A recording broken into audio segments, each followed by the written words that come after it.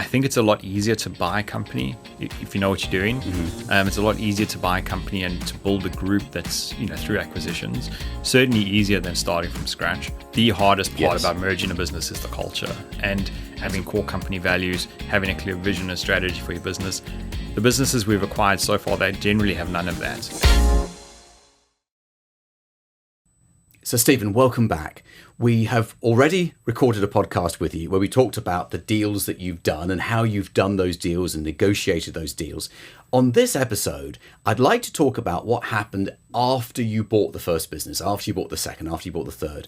Because as you may have heard me say, buying the business is the easier part of the equation. The slightly harder part is what happens afterwards, because there's always going to be cultural issues. There are going to be logistical issues. Sometimes just getting into the bank account is hard enough. So I'd love to explore your experiences from the deals that you've bought since joining Mastermind and how you can help our listeners overcome some of the hurdles they might encounter. Sure. Thanks, Jonathan. Good to be back. I think there's, again, with 4 deals now we've done, there's been a couple of differences in terms of the onboarding experience, if I can call it that. And again, like living in France, running a UK business, the biggest issue I've had with all of that has been a non-resident director. And so the bank accounts, as you mentioned, are a tricky one, because some of the businesses, for example, run with Barclays or HSBC and so on, and they do not like corporate structures with a holding company anymore. And they definitely don't like non-resident directors. And so, we've basically developed a checklist now. So the moment we get into a business, we run through a series of things. The very first one being access to the bank. Things like cutting out sort of non-essential expenses and just stop the outflow of money. So that we can be clear on what actually needs to go out. And you need to get into the bank to be able to do that. Exactly, So how do you do that? Because I know there's a couple of ways we could do it, but how do you approach that? Because getting yourself in the banking mandate can take weeks and weeks and weeks. So what's your approach? So first we need to identify what bank accounts they have. So the first thing we normally do is we get our accountant on our team onto, for example, if somebody's on Barclays, we'll get our accountant onto the bank as an accountant partner. So they've got access to things, they can see what's happening, and then we basically take away access from the owners as we do the deal, and then we can start to manage it through that process. And then usually what we'll do, because of my unique situation of being, in a different country and so on, we'll typically immediately set up either Wise or a Revolut account. They've been really helpful. I've got an amazing account manager at Revolut. They've been really helpful with getting this kind of stuff set up. And if need be, we will transition the banking over. Now, that's no small undertaking, and it's difficult to manage that properly. But that's been really helpful to have a modern banking solution so that we can manage things remotely, so that we can do things effectively in that way. But the first step is just to get our accountant on board, make sure that they have access and visibility to things, and that we stop any card payment. Generally, we'll cancel cards. Absolutely, because you can reissue them a day later, can't you? Yeah, exactly. But if you cancel them all those annual subscriptions that come out the day after you complete, you can stop those. Yeah, and often what happens is, if an owner's been in the business for a long time, they might have a number of personal things going through there. They would normally just go to a director's loan account or something. But you forget about them, especially if they're on subscription, especially if they're on annual. So the best thing usually is just to cancel those cards, create a new one immediately. And we love using virtual cards because you issue them instantly. And then as soon as something fails, your supplier is going to contact you, find out what's going on, and you're going to set up a new payment. And you make sure you do that with just the ones you need, and you stop unnecessary outflow. Because one of the things we found the moment we get into a business, the most important thing has been to manage cash flow. Absolutely. So that you can make sure that nothing goes horribly wrong. Like that's the first 100%. Most important thing. Yeah, I mean, cash flow is important for any business at any point in the business's life, but even more so right at the start, because there is quite often some sort of attrition, isn't there? There's going to be a client who has a personal relationship with the owner, knows that the owner is selling, is already prepared to take their business elsewhere. Not because you've done anything wrong, they don't even know you, but because they were only doing business with that company because of their loyalty to the owner or their relationship with the owner. So you're going to often see a few clients leave, which means that cash flow is going to be impacted combined with potentially higher expenses as well. Yeah, definitely. I mean, we've seen an element of that in I think in every deal at this point, where there's been some sort of relationship where a client, they might not have the best deal and they might have had competing offers that are a better deal, but as you say, they're loyal to the previous owners, and so that if there's new owners, that loyalty doesn't necessarily need to transfer. So sometimes you'll see drop off like that. Sometimes you'll realize you've got customers that are actually losing you money, and you need to put a stop to that. So that's going to hurt your revenue a little bit, but so there's a number of things like that. It also depends on how you structure the deal, and also if you've missed anything that through the due diligence process, or some unexpected cost comes up. There's going to be, as you say, unexpected costs. So you need to manage your cash flow really well, and especially if you've done a deal where you've used cash in the bank to pay out initial consideration and so on, you need to account for that in your working capital calculations, but sometimes you don't catch everything, and so you need to be prepared to have a little bit of extra available, and so you want to limit any outgoings as much as possible just to make sure. Yeah, absolutely. So let's talk then about how you manage the finances. Do you consolidate all of the accounting? Do you run each business as a separate business, but you've got in the background a consolidated view? What's your approach? So we've actually just recently changed our accounting partner. So we've onboarded with a new accounting partner a couple of months ago. But that is exactly our approach. We've got individual accounts for each business, so they each run as separate entities. But we use a system that allows us to, we've made sure we standardize everyone's running on Xero, so they're all in the same accounting system.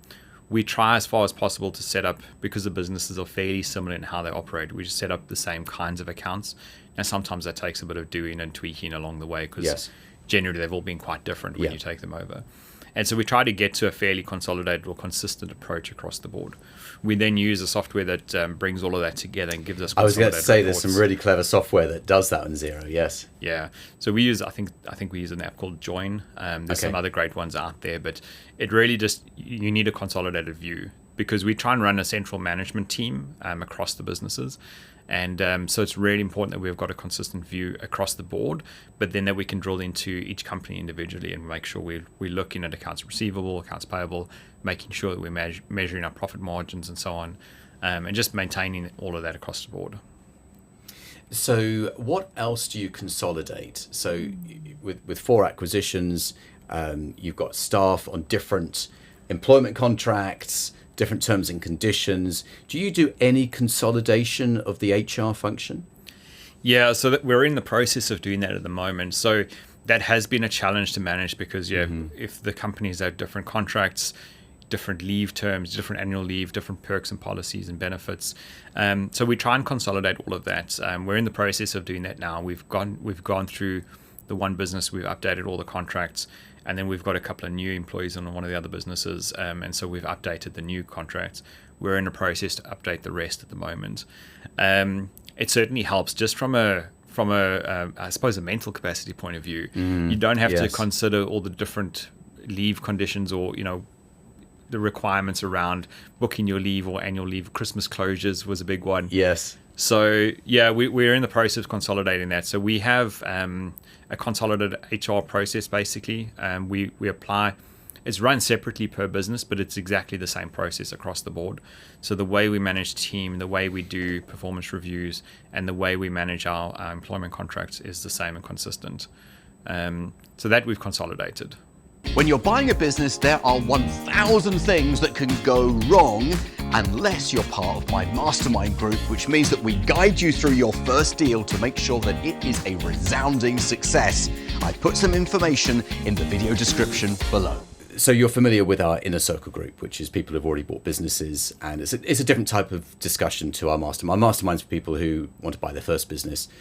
Inner Circle is people who've done all that, and now it's taking up to the next level. And I have guest speakers. So one of the guest speakers recently is the managing director of a London-based private equity firm that has some very successful buy and builds. One of them, they've done over 300 acquisitions. I mean, it was just a huge business.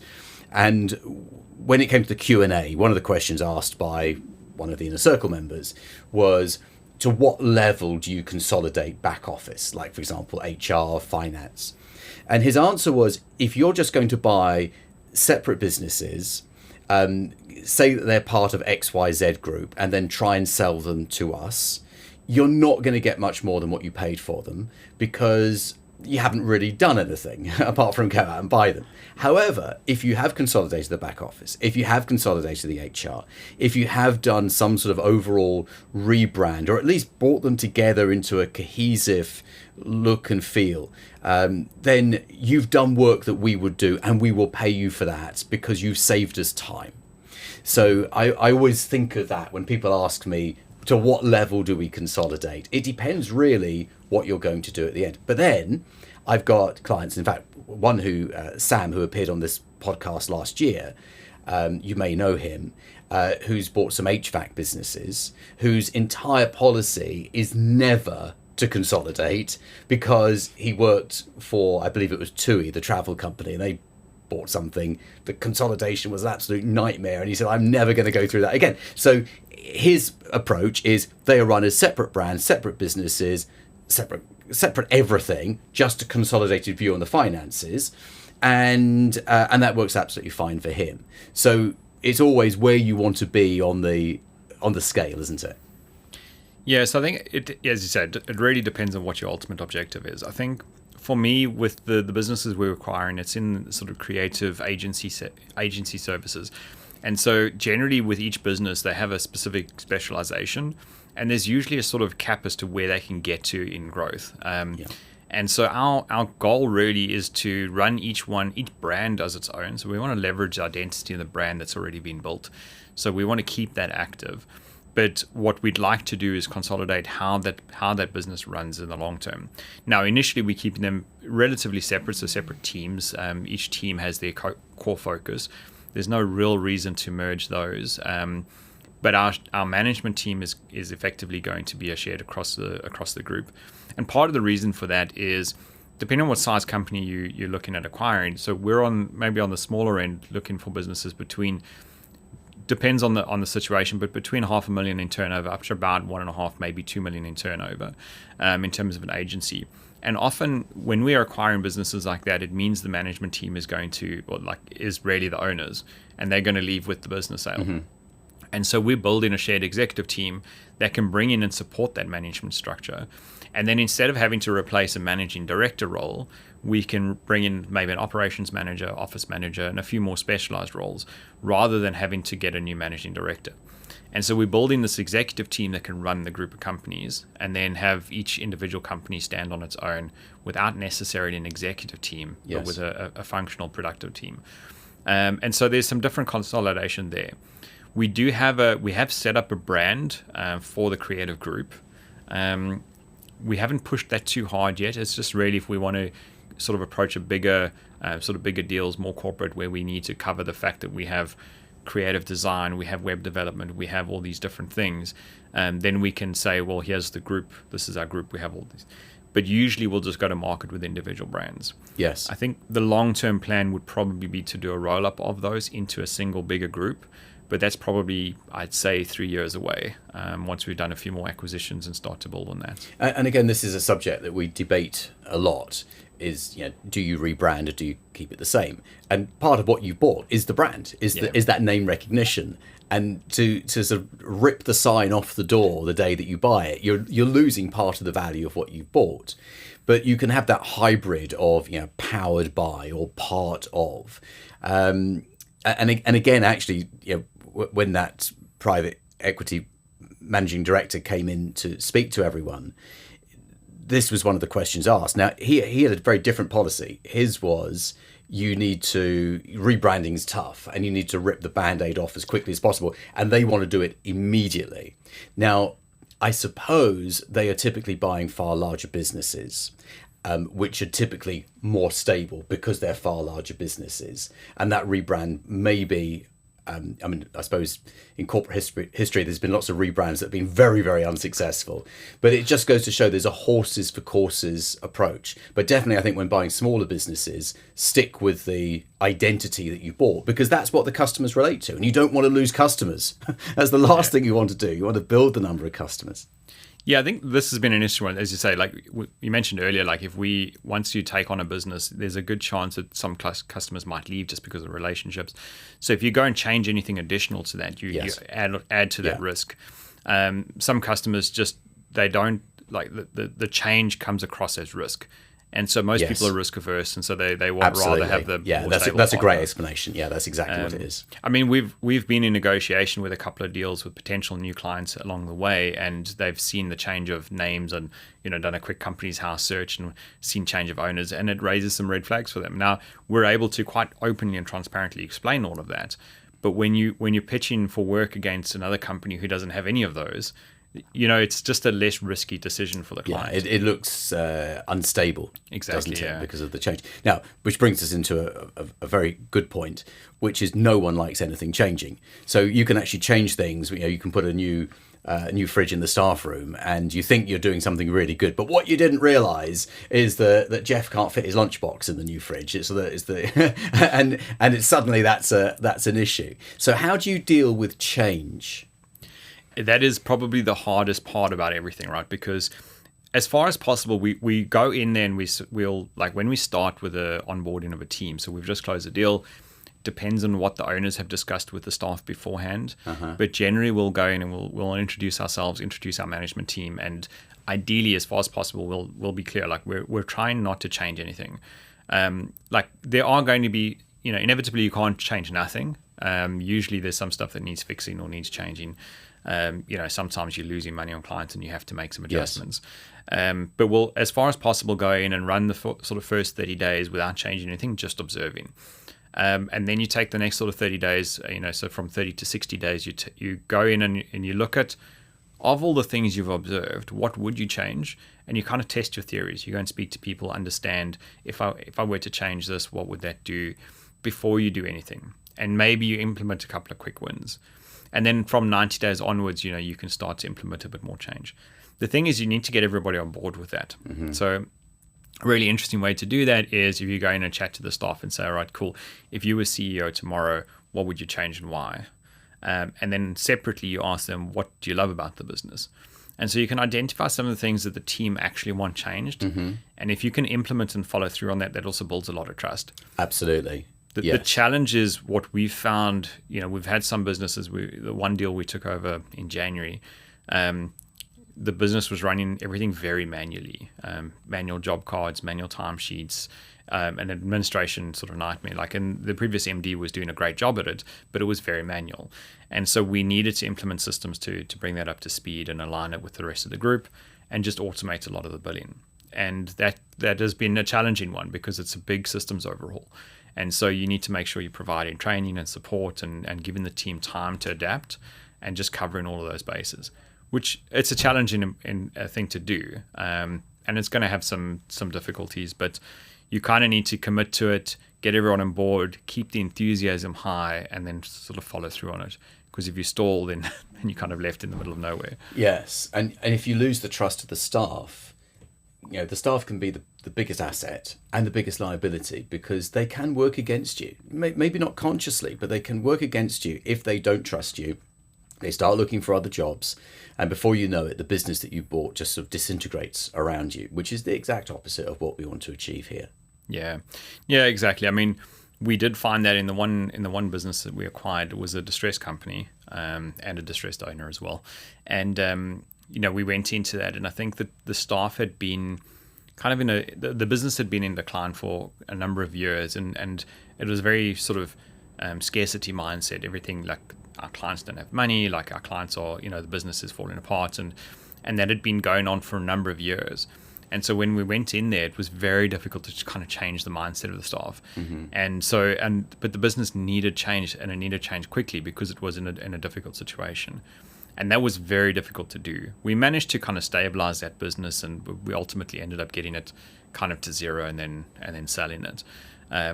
But yeah, that was a really difficult one because we didn't have there was no clear cultural alignment with the team, and there was a big gap in terms of getting on board with change, following through on the new systems that were desperately needed to manage profitability.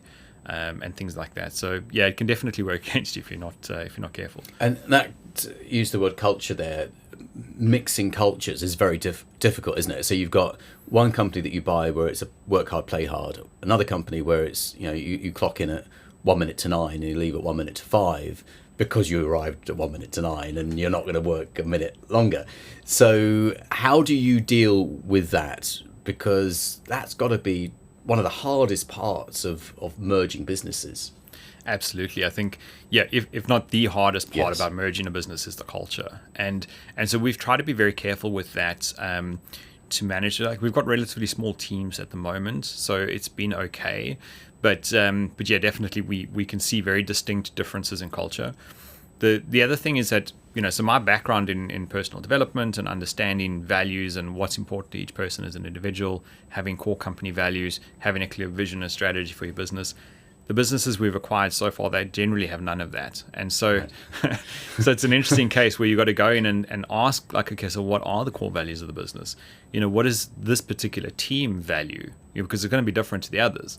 And for me, company values is not what you'd like them to be. I mean, you can have one or two sort of aspirational ones on there. But it's like, what is it actually? What does the team actually value as important? And if you can understand that, it goes a long way to understanding whether you can or can't merge teams, whether you should keep them apart. Because sometimes you just need to keep them apart. And they can work great on their own. But if you try and merge them, there's going to create conflict. Because if you expect everyone to work in the same way and value the same things and they don't, it's going to cause some issues. So yeah, I'd say when you're merging companies, probably, as I said, the number one thing I reckon is you got to look out for that culture. But you've got to try and understand it first before you attempt to merge if possible. Sometimes you don't have the opportunity to do that and you kind of just got to wing it and see how it goes. But you've got to be very, very attentive to that. And you've got to try and stamp out any issues as soon as you see them pop up, address them head on, and don't just let it happen, because otherwise it's going to cause major hassles down the road. So what's your personal involvement in the businesses now then? And what was it from the moment you bought the business, each business, and has it diminished, has it increased? What does it look? What's your day look like? It's kind of been, for each acquisition we've done, it's been very hands-on initially, because again, being smaller businesses, as we've acquired them, the owners have stepped out, and so it leaves a gap in the sort of effectively a managing director role. And so usually I've taken on that role in the interim to kind of oversee, really get a sense for the business and how it operates, be in the day-to-day and see the challenges. Like, one of my core skills is really understanding what's in place and doing some critical pathfinding to understand what is the quickest solution here, how do we solve problems quickly, and sort of plug some gaps in the workflow. So I get into the business so I know what's going on and where the quick wins are. And then I'm building up my sort of executive team. I've got a fantastic operations manager now, who's kind of taking a lot more of the day-to-day off of my plate. So the ultimate to get to is for me not to be involved in the day-to-day at all. And we're making good progress towards that. At the moment, I would say I'm more involved hands-on on our latest acquisition. So doing the onboarding, setting up contracts, introductions with clients and so on. That's more my day-to-day at the moment. And there's a fairly big sort of sales role that I'm playing in the businesses because, again, an interesting one when you look at agencies, especially on the sort of low end, even up to about 1.5 million, generally there's no clear sales process. And usually the business is worked off of referrals from to the business owners. And so when the business owners leave, you've got a gap in sales. And so that's an area I'm focusing quite a lot of my time on, is building some sales and some sales processes so that we can bring in a sales team. That's our kind of next step in our operations, our sort of shared services, if you will, is to have a sales and marketing team, that covers the group. Okay. But yeah, so my day-to-day at the moment is kind of on the latest acquisitions to make sure that I know what's happening, and then I can bring in my ops team to kind of take over the day-to-day. And where do you see that evolving then over the next couple of years? Ideally, I don't want to be on the org chart at all. A great place not to be, yes. I think so. I also, on the side, I do some fractional COO consulting or business strategy consulting, and I love that space. So I'm happy to jump into like a quarterly meeting, a strat planning session to understand where do we want the business to go. But the way I see it happening is that I'll do that as a consultant almost to the team running the business. So I don't want to be involved in the day-to-day, and I'm probably not going to be the sort of visionary leader of the business. From an acquisition side, sure, but not from the individual businesses and their running. I'll come in and operate and work with my management team on what do they want the business to look like for them, what are their personal goals aligned to, how do we want to run each business, and kind of be a strategic consultant to that. So that's really where I'm going to get to in the next while. Hopefully we can do that. My target is to try and do that within the next sort of 6 months. That might be a little ambitious. Oh, that's fantastic. But realistically, it's probably going to be 9 to 12 months from now. Yeah, okay. But that's the plan. So people watching, listening to this are often on the fence about buying a business, and they've been listening to the effort that is required once you bought these businesses and merging them and everything. But is it all worth it? That's the question. I don't think anyone minds putting effort in if there is an opportunity in the future, if there's profit to be made while you own the business, if the business can be sold in the future. So would you mind sharing with us what your vision of the future is? What does this look like to you? I mean, it's interesting to bring that up because there have been a few moments where I've wondered, has it been worth the effort? Oh, really? Okay. I won't lie about that. I mean, it is a lot of effort. It does take a lot of work. I've never been scared of hard work. I've built my own companies in the past, and it takes a lot to build a company. I think it's a lot easier to buy a company if you know what you're doing. Mm-hmm. It's a lot easier to buy a company and to build a group that's through acquisitions. Certainly easier than starting from scratch. But it does depend on what kind of businesses you buy. Again, if you're buying smaller businesses that don't have a sales team or stuff like that, it's going to take effort to do that. Now, I think the advice I would give is okay, make sure you've got the right people around you and build a really good team so that you don't have to get as involved. But for me, be clear, again, coming back to being clear on your goals, why are you doing it? Now, for me, the upside is my longer term vision is to buy, I think I'd worked it out when I started this, was probably about 12 acquisitions. Mm-hmm. And then kind of build a group that's worth, my aim was somewhere around the £10 million valuation. For me, it's a big, ambitious goal, and I think it's quite achievable, but it's going to take some effort. Absolutely. But I think then I suppose worth doing is... if unless you're going to win the lottery, doing anything that's worth £10 million is going to require some effort. Of course, isn't it? Of course. Yeah. But I mean, even it's an old adage: if you sort of aim for the stars, you might hit the moon, kind of thing. I think, I love business. I love what I do. I love sort of being involved in the strategy of business, building the sort of organizational structures around it. I love the consulting side, and part of my sort of reasoning behind this was I was going to go into business consulting, but then I thought, well, if I could do consulting for businesses that I own, the upside is twice, or probably 10 times what I would do just on a consulting role. So why not do what I love for businesses that I own already? And then the potential upside is I could sell those businesses down the line. Yes. So I'm holding on to that vision around, it's a longer term plan. It's going to take a lot of effort in the meantime. And sure, in the short term, it should make good profits because the businesses should be profitable. They're growing. So I should earn some good margins on that type of business. Yeah, exactly. So yes, I mean, that's the sort of vision. Like I say, I started out with a plan of probably around 12 acquisitions. We've done 4. They're probably not the same size as what I'd planned on initially. Sure. But they'll get bigger, won't they? Yeah, exactly. Yeah, because the confidence grows, and you've got an infrastructure now, which you didn't when you started. Yeah, I mean, that's probably the biggest thing is when you're starting out and you're having these conversations with potential sellers and, you're having a discussion around buying their business and they look at your track record. It's well, what do you have? It's well, I've registered my holding company and it's a month old. It doesn't really lead much to credibility. No, absolutely, yeah. Certainly lean on your credibility of your experience and your industry sector expertise. Yes. But for me, a lot of it has been then, okay, well, now we have the platform. We've done a couple of acquisitions. We've got a track record.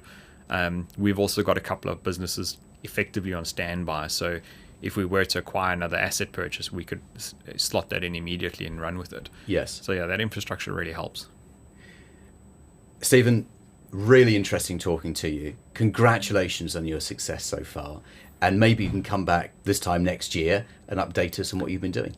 Thanks, Jonathan. It's been great. Yeah, definitely keen to fill you in once we get there.